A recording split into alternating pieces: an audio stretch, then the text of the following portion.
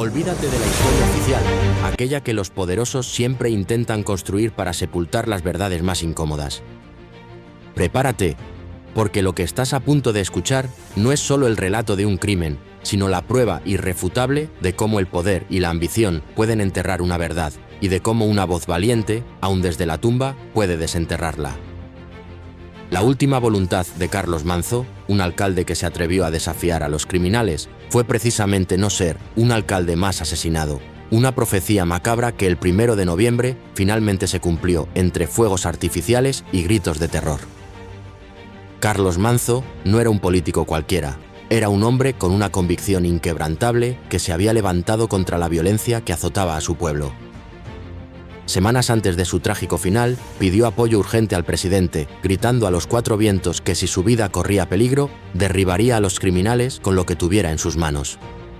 No seremos un alcalde más asesinado, sentenció con una voz que, por desgracia, resonaría como un eco fúnebre muy pronto. Él no estaba dispuesto a ceder, ni a entregar la seguridad que como municipio podían ofrecer. Su audacia no conocía límites, pues Manzo había declarado una guerra abierta a los grupos criminales que controlaban buena parte de su municipio. Pidió apoyo federal, un grito de auxilio desoído que lo dejó expuesto a una amenaza inminente. La indiferencia de las autoridades ante sus súplicas de protección es, en sí misma, uno de los primeros y más dolorosos misterios de esta historia. Si esta historia de valor y traición te atrapa, asegúrate de suscribirte a Secretos de la Fama para no perderte ninguna de nuestras profundas investigaciones. Antes de seguir adentrándonos en este oscuro misterio, déjame en los comentarios desde qué rincón del mundo nos acompañas y qué opinas hasta ahora de la valentía de este alcalde. La noche del 1 de noviembre, Uruapan se vestía de fiesta. Las calles, iluminadas por miles de velas, bullían con la algarabía del festival. En medio de esa celebración, el alcalde Carlos Manzo caminaba entre su gente, sonriendo, saludando y tomándose fotos, con su chaleco antibalas oculto bajo la chaqueta. Ese gesto de no esconderse, de mostrarse vulnerable, marcaría su final. El ambiente festivo se rompió en un instante con el estruendo de más de 6 disparos. Un testigo, un regidor que lo había acompañado durante años, todavía no puede borrar de su mente el eco de esas detonaciones. Todo ocurrió en segundos, diría más tarde con la voz quebrada, reviviendo el horror de esa noche fatídica. Él vio a un hombre acercarse con una cámara, un detalle que, en su momento, le pareció inofensivo, pero la verdad era que se trataba de su asesino. El sonido fue cortante, un estallido seco que hizo temblar las velas en el suelo y acalló los gritos de la multitud. La música del festival se detuvo abruptamente.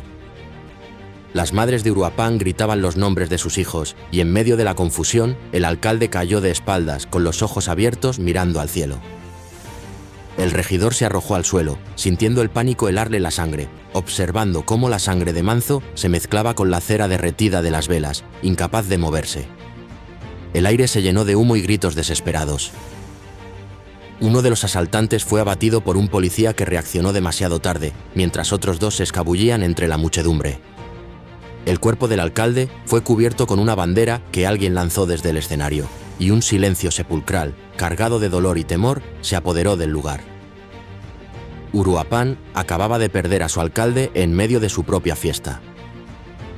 Horas después, mientras las autoridades intentaban controlar el caos, las preguntas comenzaron a surgir, insistentes, dolorosas. ¿Dónde estaban sus guardaespaldas? ¿Por qué nadie lo protegía esa noche? La respuesta sería más dolorosa que cualquier bala. Carlos Manzo no tenía guardaespaldas. Había solicitado protección federal semanas antes, tras recibir amenazas directas del crimen organizado, pero nunca le fue concedida. Me dijeron que esperara, había confesado en una reunión privada, una frase que el testigo recordaría como una advertencia premonitoria. Todos sabían que el alcalde había declarado una guerra abierta a los grupos criminales que controlaban el municipio. Una guerra que libraba sin guardaespaldas, con un chaleco antibalas desgastado y una fe ciega en el apoyo de su pueblo. Pero esa noche, el pueblo solo pudo correr, impotente ante la barbarie. Mientras los paramédicos intentaban reanimarlo, el testigo miró su mano, manchada de sangre, y lloró. «Lo toqué», diría con una voz rota por el dolor. «Le pedí que resistiera, que no nos dejara, pero ya no respondía». Las sirenas comenzaron a sonar, los teléfonos grababan la escena, las redes sociales se inundaron de videos. En cuestión de minutos, el asesinato del alcalde de Uruapan se convirtió en noticia nacional. El gobierno del estado prometió justicia, el presidente exigió una investigación inmediata, pero quienes lo conocían de cerca sabían que aquello no había sido un ataque al azar. Carlos Manzo había recibido mensajes amenazantes, pero también existían fuertes tensiones dentro de su propio círculo político. Había denunciado corrupción, había cancelado contratos sospechosos, había hablado demasiado. El testigo lo sabía, y ahora, al ver el cuerpo del alcalde cubierto por una sábana blanca, comprendió que ese crimen no había sido improvisado, no. Fue una ejecución meticulosamente planeada. La escena del crimen permaneció acordonada durante horas. Los curiosos se agolpaban, algunos llorando en silencio. Una anciana colocó una vela encendida en el suelo y murmuró: «Le dije que no saliera sin guardaespaldas. Le dije que lo iban a matar». El viento soplaba suavemente y el humo de las velas se mezclaba con la bruma de la madrugada.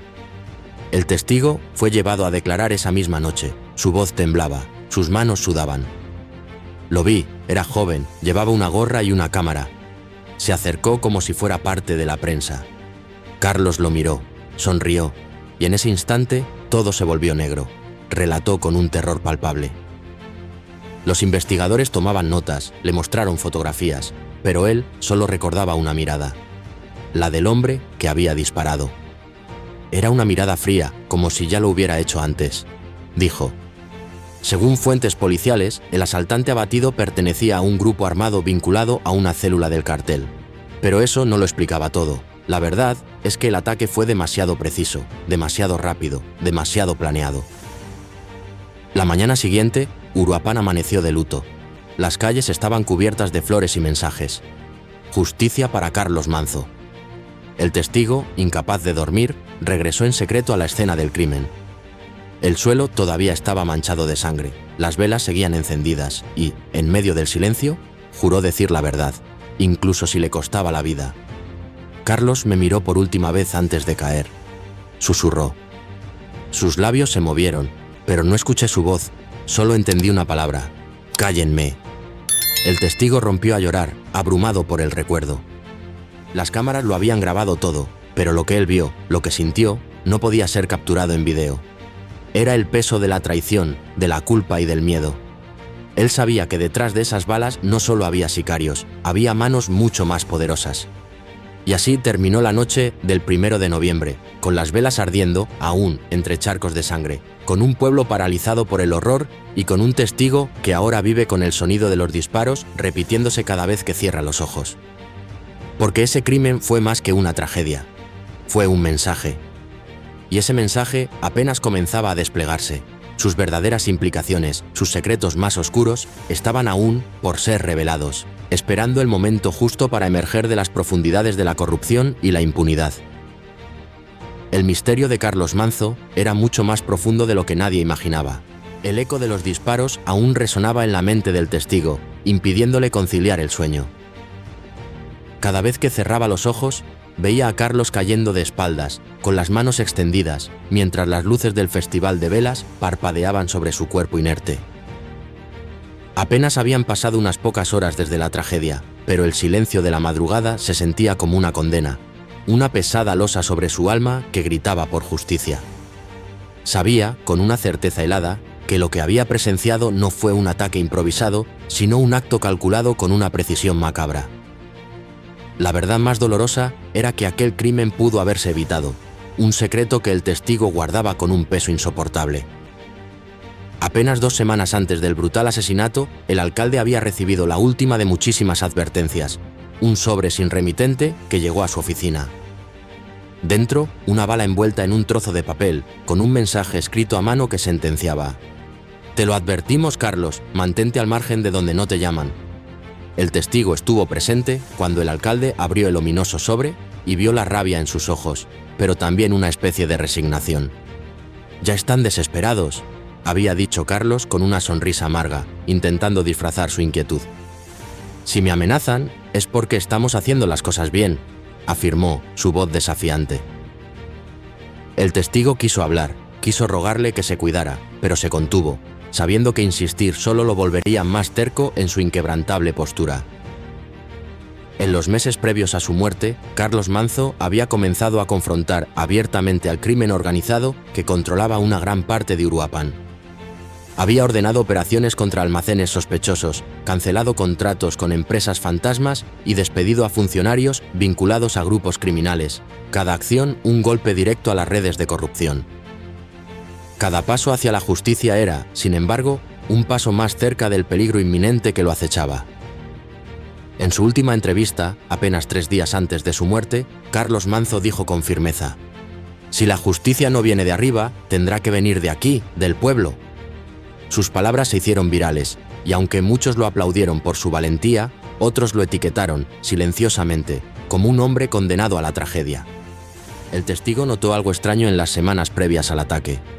Vehículos sin placas, estacionados frente a la casa del alcalde, llamadas anónimas al teléfono del ayuntamiento y, lo más perturbador de todo, nuevas caras en las reuniones internas.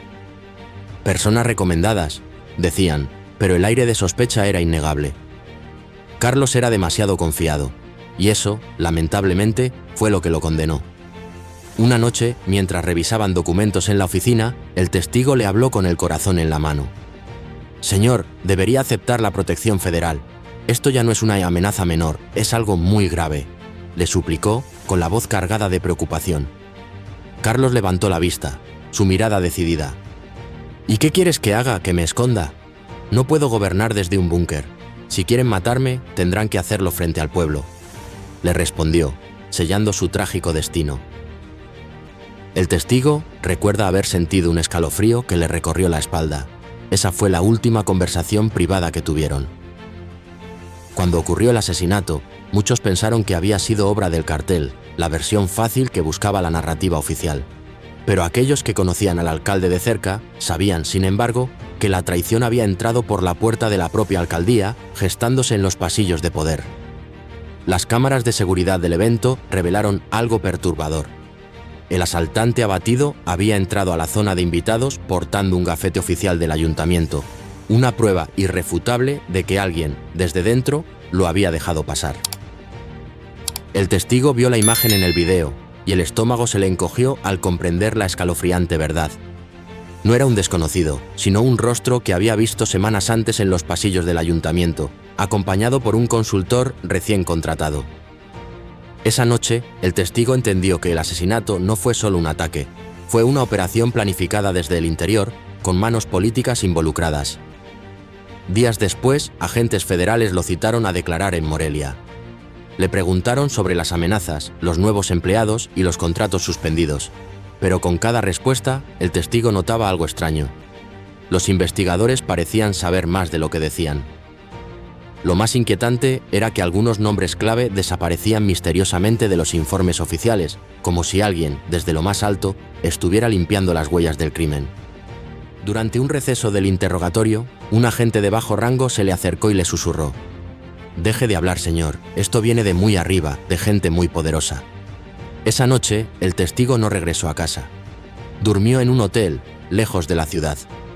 Sabía que ahora él también se había convertido en un objetivo, un nuevo blanco en esta cruel historia. Mientras tanto, en Uruapan, la gente lloraba al alcalde. Las calles se llenaron de altares improvisados y en el ataúd alguien dejó una foto suya con el mensaje: «Moriste por decir la verdad». Pero la verdad completa seguía enterrada, esperando el momento de ser revelada. El testigo regresó a la escena del crimen en secreto. Necesitaba entender qué había pasado, qué detalles había pasado por alto.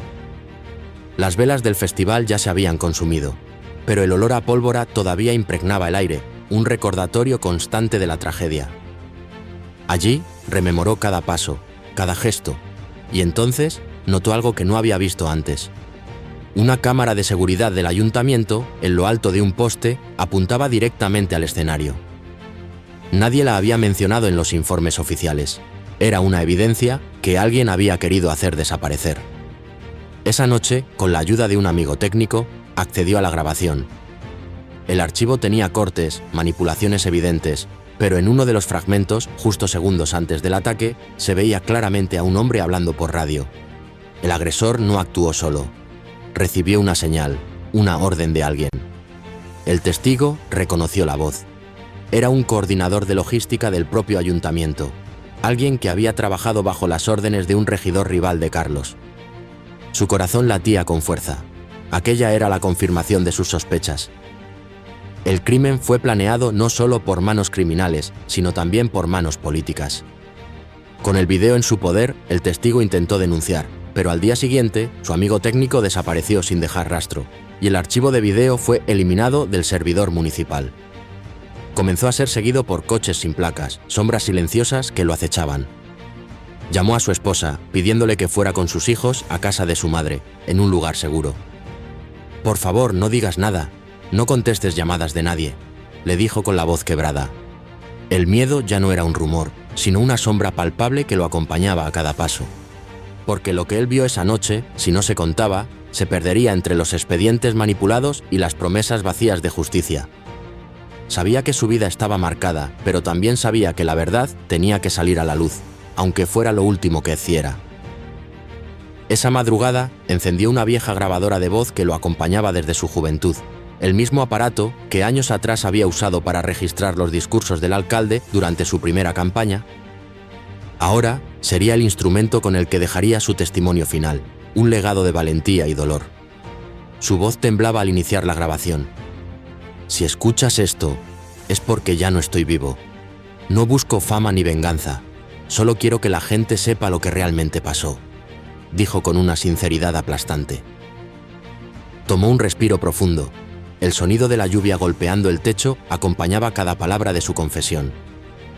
Cerró los ojos y revivió el momento exacto del disparo, el eco de los gritos y la imagen del cuerpo del alcalde cayendo al suelo iluminado por las velas del festival. «Vi al asesino. No era un desconocido. Lo habíamos visto entrar varias veces al ayuntamiento. Alguien lo protegía desde adentro», reveló con una claridad aterradora. Se levantó y caminó de un lado a otro, intentando calmar su respiración agitada. No fue un ataque improvisado, no fue un pleito entre carteles, fue un crimen político disfrazado de ajuste de cuentas, sentenció con una voz firme, a pesar del miedo que lo embargaba. Con la grabadora aún encendida, comenzó a enumerar nombres uno por uno. El regidor rival del alcalde, el coordinador de eventos y un empresario que había perdido varios contratos tras las reformas implementadas por Carlos. Cada nombre era una puñalada a la verdad oficial, y cada uno tenía algo en común. Todos habían estado en el evento esa noche. Sabían lo que iba a pasar. Algunos incluso se habían apartado minutos antes del ataque, como si estuvieran esperando el momento exacto. Cuando el testigo terminó de hablar, guardó la grabadora dentro de un sobre que dirigió a un periodista que conocía desde hacía años, uno que aún se atrevía a publicar lo que otros silenciaban. Escribió una sola frase en la portada: «Si algo me pasa, aquí está la verdad». Luego, tomó el sobre y caminó bajo la lluvia hasta una pequeña oficina de paquetería, pagó en efectivo y pidió que el envío se hiciera sin remitente. Mientras observaba a la empleada sellar el paquete, una mezcla de alivio y terror lo recorrió. Había cumplido su promesa, pero también había firmado su sentencia de muerte, lo sabía con certeza. Esa misma noche, al regresar al lugar donde se escondía, notó que la puerta estaba entreabierta. Todo dentro de la habitación estaba desordenado. El colchón había sido cortado, los cajones abiertos, el armario vacío. Alguien había estado allí, lo sintió con un escalofrío que le erizó la piel. Corrió hacia el pequeño compartimento donde había guardado la memoria USB con la copia del video y estaba vacío. Lo habían encontrado. Se sentó en el suelo con las manos en la cabeza. El miedo lo paralizó, pero más que miedo, sintió una impotencia absoluta. Había perdido la evidencia que podría probarlo todo. Todo lo que quedaba era su voz grabada, sus palabras, su última voluntad. 3 días después, la noticia saltó a los medios. Un hombre fue encontrado muerto en un motel de carretera, se presume suicidio. No había nombre, pero quienes lo conocían entendieron al instante. El testigo había sido silenciado. La verdad, una vez más, intentaba ser enterrada. El informe policial era vago, lleno de inconsistencias, pero una fuente anónima filtró algo que cambiaría todo. En el bolsillo del fallecido encontraron un trozo de papel con la frase «No me dejaron hablar». El periodista que recibió el sobre tardó una semana en abrirlo, había dudado, temiendo que fuera una trampa, pero cuando escuchó la grabación, se quedó paralizado por el impacto de la verdad. Era la voz del testigo, clara, desgarradora, sincera. En su informe final, el periodista escribió: «No puedo asegurar que todo lo que dijo sea verificable, pero su voz no mentía. Era la voz de un hombre que amó la verdad más que a su propia vida». Publicó el audio en un canal alternativo de Internet y en cuestión de horas el archivo se hizo viral. Todo el país escuchó la historia por primera vez, desde la perspectiva de alguien que lo vio todo, un testimonio que destrozaría la narrativa oficial. Y aunque muchos intentaron desacreditarlo, el daño ya estaba hecho. La versión oficial había sido puesta en tela de juicio, una grieta irreparable en la fachada de la impunidad. Las calles de Uruapan se llenaron de velas una vez más, esta vez no solo por el alcalde, sino también por el testigo, por su valentía. Así termina esta historia, una que más que una tragedia se convirtió en un espejo de un país donde los valientes mueren, pero sus palabras siguen ardiendo como velas que nunca se apagan. Si esta increíble revelación te conmovió, no olvides suscribirte a Secretos de la Fama para descubrir más verdades ocultas